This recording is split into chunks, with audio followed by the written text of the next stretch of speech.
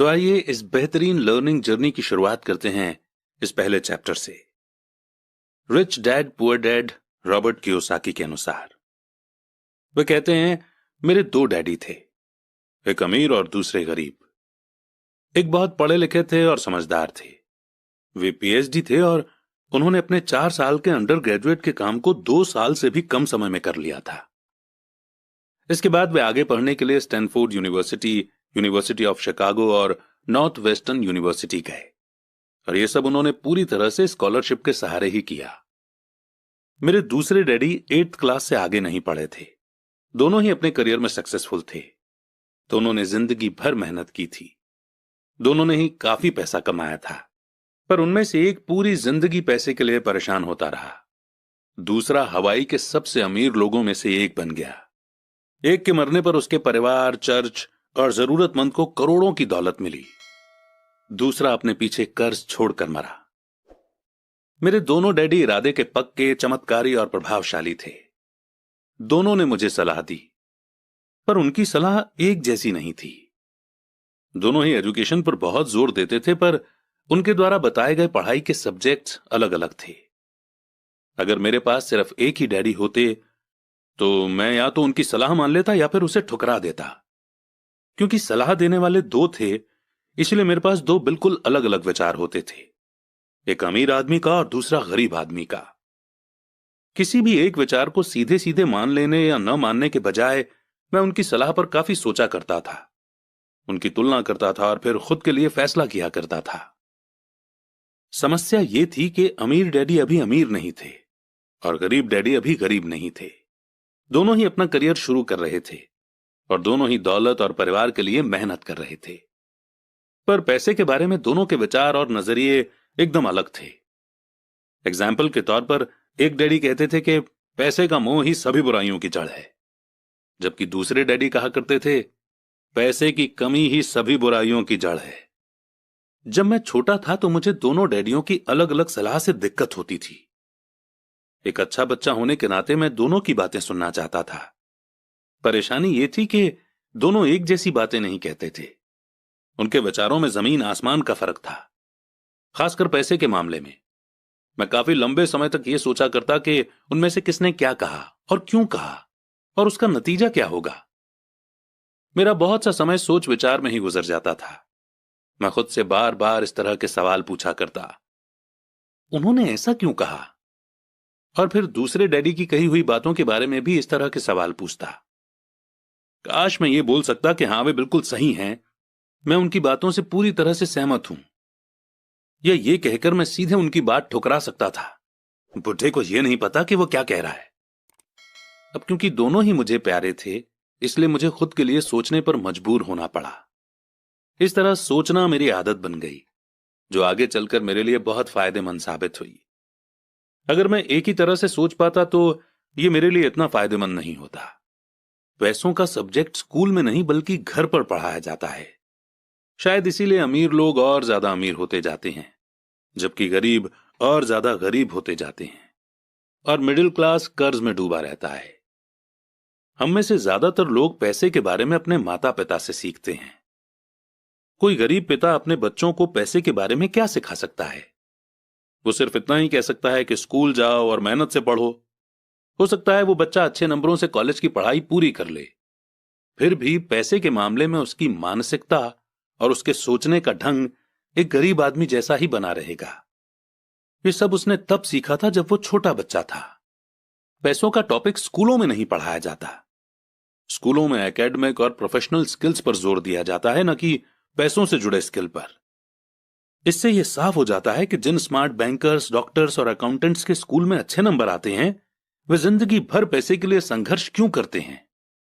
हमारे देश पर जो भारी कर्ज लदा हुआ है, वो भी काफी हद तक उन बेहद पढ़े लिखे राजनेताओं और गवर्नमेंट ऑफिसर्स के कारण हुआ है, जो इकोनॉमिक पॉलिसी बनाते हैं। और मजे की बात यह है कि वो पैसों के बारे में बहुत कम जानते हैं। मैं अक्सर नई सदी में आने वाली समस्याओं के बारे में सोचता हूं। तब क्या होगा जब हमारे पास ऐसे करोड़ों लोग होंगे जिन्हें फाइनेंशियल और मेडिकल हेल्प की जरूरत होगी। पैसों से जुड़ी मदद के लिए या तो वे अपने परिवारों पर या फिर गवर्नमेंट पर निर्भर होंगे। क्या होगा जब मेडिकेयर और सोशल सिक्योरिटी के पास का पैसा खत्म हो जाएगा? किस तरह कोई देश तरक्की कर पाएगा अगर पैसे के बारे में पढ़ाई की जिम्मेदारी माता पिता के ऊपर छोड़ दी जाएगी, जिनमें से ज्यादातर गरीब हैं या गरीब होंगे? क्योंकि मेरे पास दो प्रभावशाली डैडी थे, इसलिए मैंने दोनों से ही सीखा। मुझे दोनों की सलाह पर सोचना पड़ता था। इस तरह से सोचते सोचते मैंने यह भी जान लिया कि किसी इंसान के विचार उसकी जिंदगी पर कितना जबरदस्त असर डाल सकते हैं। एग्जाम्पल के तौर पर एक डैडी को यह कहने की आदत थी, मैं इसे नहीं खरीद सकता। दूसरे डैडी इन शब्दों के इस्तेमाल से चिढ़ते थे। वे जोर देकर कहा करते थे कि मुझे इसके बजाय यह कहना चाहिए कि मैं इसे कैसे खरीद सकता हूं।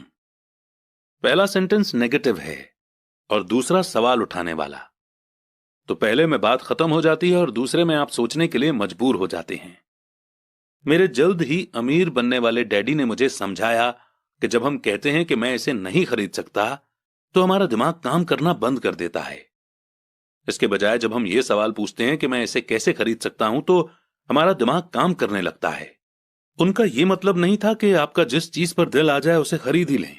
वे लगभग दीवानगी की हद तक अपने दिमाग को कसरत करवाना चाहते थे, क्योंकि उनके ख्याल से दिमाग दुनिया का सबसे ताकतवर कंप्यूटर है। मेरा दिमाग हर रोज तेज होता जाता है क्योंकि मैं इसकी कसरत करता रहता हूं। यह जितना तेज होता जाता है, मैं इसकी मदद से उतना ही ज्यादा पैसा कमा सकता हूं। उनका मानना था कि यह कहना कि मैं इसे नहीं खरीद सकता दिमागी आलस की पहचान है। हालांकि दोनों ही डैडी अपने काम में कड़ी मेहनत करते थे, पर मैंने देखा कि पैसे के मामले में एक डैडी की आदत यह थी कि वह अपने दिमाग को सुला देते थे और दूसरे डैडी अपने दिमाग की लगातार कसरत करवाते रहते थे। और इसका लॉन्ग टर्म नतीजा यह हुआ कि एक डैडी फाइनेंशियल रूप से बहुत अमीर होते चले गए, जबकि दूसरे डैडी लगातार कमजोर होते गए। इसे इस तरह से समझें कि एक इंसान हर रोज एक्सरसाइज करने के लिए जिम जाता है, जबकि दूसरा इंसान अपने सोफे पर बैठकर टीवी देखता रहता है। शरीर की सही एक्सरसाइज से आप ज्यादा हेल्दी हो सकते हैं और दिमाग की सही एक्सरसाइज से आप ज्यादा अमीर हो सकते हैं। आलस से सेहत और पैसा दोनों का नुकसान होता है। मेरे दोनों डैडियों की मेंटालिटी में जमीन आसमान का फर्क था। पुअर डैडी की सोच थी कि अमीरों को ज्यादा टैक्स देना चाहिए ताकि बेचारे गरीबों को ज्यादा फायदा मिल सके, जबकि अमीर डैडी कहते थे कि टैक्स उन लोगों को सजा देता है जो कुछ प्रोड्यूस करते हैं और उन लोगों को इनाम देता है जो प्रोड्यूस नहीं करते। पुअर डैडी सिखाते थे कि मेहनत से पढ़ो ताकि तुम्हें किसी अच्छी कंपनी में जॉब मिल जाए, जबकि अमीर डैडी की सीख ये थी कि मेहनत से पढ़ो ताकि तुम्हें किसी अच्छी कंपनी को खरीदने का मौका मिल जाए। पुअर डैडी कहते थे, मैं इसलिए अमीर नहीं हूं क्योंकि मुझे तुम बच्चों को पालना पड़ता है। अमीर डैडी कहते थे, मुझे इसलिए अमीर बनना है क्योंकि मुझे तुम बच्चों को अच्छे से पालना है। अमीर डैडी डिनर के टेबल पर पैसे और बिजनेस के बारे में बात करने के लिए हमेशा एनकरेज करते थे। पुअर डैडी खाना खाते समय पैसों की बातें करने के लिए मना करते थे। पुअर डैडी का कहना था, जहां पैसे का सवाल हो सुरक्षित कदम उठाओ, रिस्क मत उठाओ। अमीर डैडी का कहना था, रिस्क का सामना करना सीखो। एक का मानना था, हमारा घर ही हमारा सबसे बड़ा इन्वेस्टमेंट और हमारी सबसे बड़ी प्रॉपर्टी है। दूसरे का मानना था, मेरा घर मेरी जिम्मेदारी है, और अगर आपका घर आपकी नजरों में आपका सबसे बड़ा इन्वेस्टमेंट है तो आप गलत हैं। दोनों ही डैडी अपने बिल समय पर चुकाते थे, पर उनमें से एक सबसे पहले अपने बिल चुकाते जबकि दूसरे सबसे आखिर में। एक डैडी का यह मानना था कि कंपनी या गवर्नमेंट को आपका ध्यान रखना चाहिए और आपकी जरूरतों को पूरा करना चाहिए। वे हमेशा सैलरी में बढ़ोतरी, रिटायरमेंट प्लान, मेडिकल बेनिफिट, बीमारी की छुट्टी, छुट्टियों के दिन और बाकी फैसिलिटी के बारे में चिंतित रहते थे। वे अपने दो चाचाओं से बहुत प्रभावित थे जो आर्मी में चले गए थे, और 20 साल के एक्टिव जीवन के बाद उन्होंने अपने रिटायरमेंट और जीवन भर के आराम का इंतजाम कर लिया था। वे मेडिकल बेनिफिट के विचार को पसंद करते थे और आर्मी द्वारा अपने रिटायर्ड एम्प्लॉयज को दी जा रही सुविधाओं की भी तारीफ करते थे। उन्हें यूनिवर्सिटी का टेन्योर सिस्टम भी काफी पसंद था। कई बार जॉब से आजीवन मिल रही सुरक्षा और जॉब के फायदे जॉब से ज्यादा इंपॉर्टेंट हो जाते हैं। वे अक्सर ये कहते थे, मैंने गवर्नमेंट के लिए बहुत मेहनत से काम किया है, इसके लिए बदले में मुझे बेनिफिट मिलने चाहिए। दूसरे डैडी पूरी तरह से फाइनेंशियल इंडिपेंडेंस में विश्वास रखते थे। वे कन्वीनियंस मानसिकता के खिलाफ थे। वे ये मानते थे कि इस तरह की मानसिकता लोगों को कमजोर और फाइनेंशियल रूप से जरूरतमंद बनाती है। उनका पक्का विश्वास था कि आदमी को फाइनेंशियल रूप से काबिल होना चाहिए। एक डैडी कुछ डॉलर बचाने के लिए परेशान रहे। दूसरे डैडी एक के बाद एक इन्वेस्टमेंट करते रहे। एक डैडी ने मुझे बताया कि अच्छी जॉब तलाशने के लिए अच्छा सा बायोडाटा कैसे लिखा जाए। दूसरे डैडी ने मुझे यह सिखाया कि कैसे मजबूत बिजनेस और फाइनेंशियल प्लान्स लिखे जाएं, जिससे मैं किसी दूसरे को जॉब दे सकूं। दो प्रभावशाली डैडियों के साथ रहने के कारण मुझे एनालाइज करने का मौका मिला कि उनके विचारों का उनके जीवन पर कितना असर हो रहा है। मैंने पाया कि दरअसल लोग अपने विचारों से ही अपने जीवन को दिशा देते हैं। एग्जाम्पल के तौर पर मेरे गरीब डैडी हमेशा कहा करते थे, मैं कभी अमीर नहीं बन पाऊंगा, और उनकी यह भविष्यवाणी सही साबित हुई। दूसरी तरफ मेरे अमीर डैडी हमेशा खुद को अमीर समझते थे। वे इस तरह की बातें करते थे, मैं अमीर हूं और अमीर लोग ऐसा नहीं करते। एक बड़े फाइनेंशियल झटके के बाद जब वे दिवालिया होने के कगार पर थे, तब भी वे खुद को अमीर आदमी ही कहते रहे। वे अपने सपोर्ट में यह कहते थे कि गरीब ना होने और पैसे ना होने में फर्क होता है।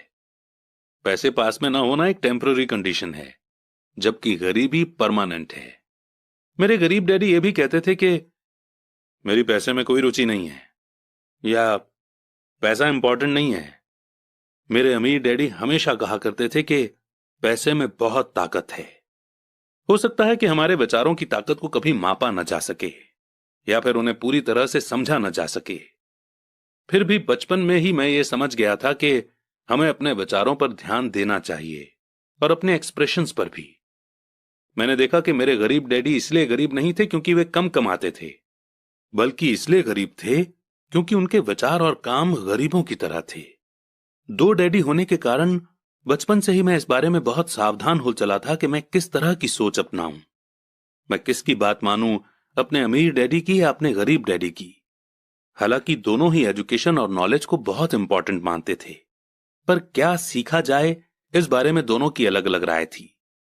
एक चाहते थे कि मैं पढ़ाई में कड़ी मेहनत करूं, डिग्री लूं और पैसे कमाने के लिए अच्छी सी जॉब ढूंढ लूं। वे चाहते थे कि मैं एक प्रोफेशनल ऑफिसर, वकील या अकाउंटेंट बन जाऊं, या एमबीए कर लूं। दूसरे डैडी मुझे एनकरेज करते थे कि मैं अमीर बनने का राज सीख लूं, ये समझ लूं कि पैसा किस तरह काम करता है, और ये जान लूं कि इससे अपने लिए कैसे काम लिया जाता है। मैं पैसे के लिए काम नहीं करता। इन शब्दों को वो बार बार दोहराया करते थे। पैसा मेरे लिए काम करता है।